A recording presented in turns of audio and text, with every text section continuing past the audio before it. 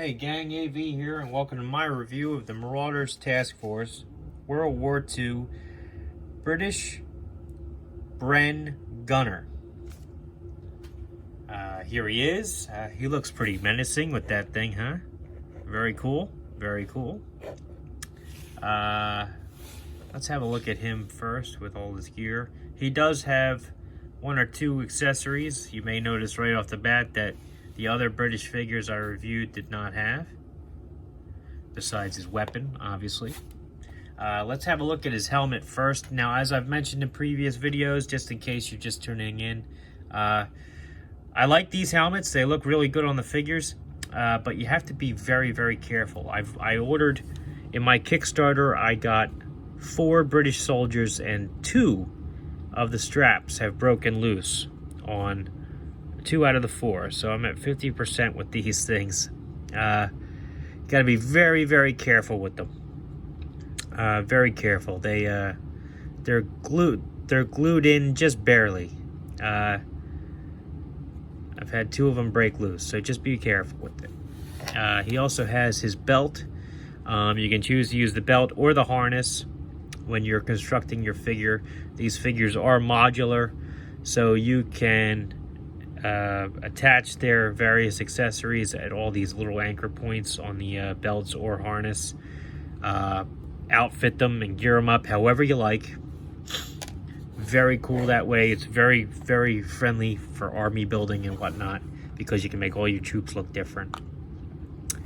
Let's have a look at what's on him, starting with, because it looks like it's about to fall off, his combat knife. It looks like this is not his bayonet. He has his bayonet on his backpack. This is just his field knife. It's very narrow, very slender, but very cool nonetheless. A unique sheath for that. He has his Bren machine gun. You'll have to forgive me, I'm not a military person, and I am not a firearms expert by any stretch of the imagination. I don't really have any information to share with this, besides the fact that it looks like it's top fed with a banana clip. It has 2 handles to help support it, one back here and one here. As you can see, when I had it in the figure's hand, the sculpt just doesn't seem to allow for that level of articulation to actually get him to hold that top one. He has a working bipod, which is very cool. He does hold the handle very well, and his trigger finger does go into the trigger guard quite easily. So there is that. Neat weapon. Very cool. He is also wearing a beret,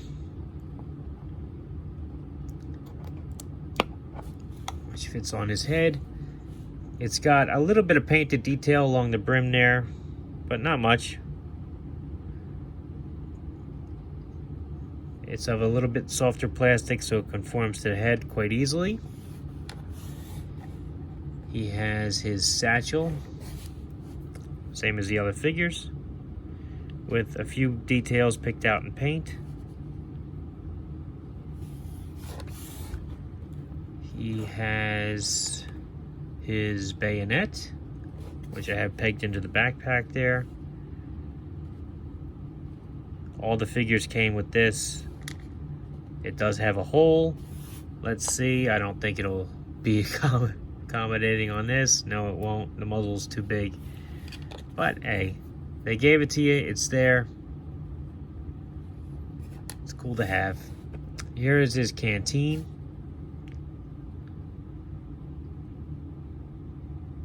Has some details picked out in paint on there.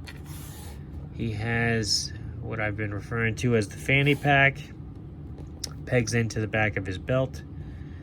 Nothing on here comes off, but it does have a unique anchor point right there in the middle. Not sure what this is, frankly. If you know, feel free to let me know in the comments section. I'm always eager to learn. I won't be offended at all. Here is his backpack. Oh, it's snug in there. Wow. Which I have 2 pockets attached to. These are identical. All the Brits come with 2 of these. Single peg hole. And the backpack itself has 5 anchor points. 1 on either side, 1 in the middle there, and 2 right there.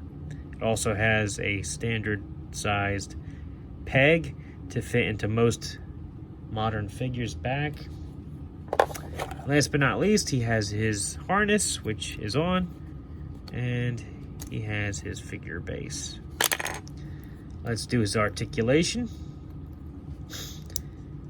He has ball jointed head, do 360.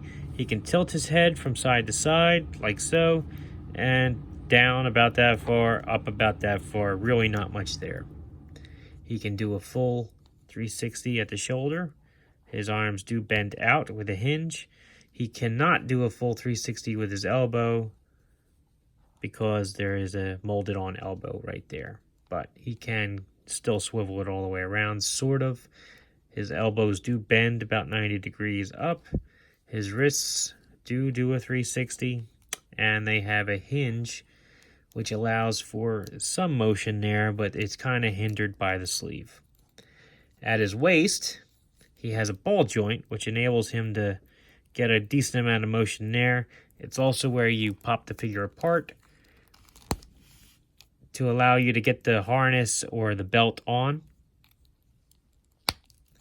He has good range of motion in his legs. He can do a split about like that. He can do a can about like that. He's got double jointed knees, enabling him to bend them just about all the way back almost.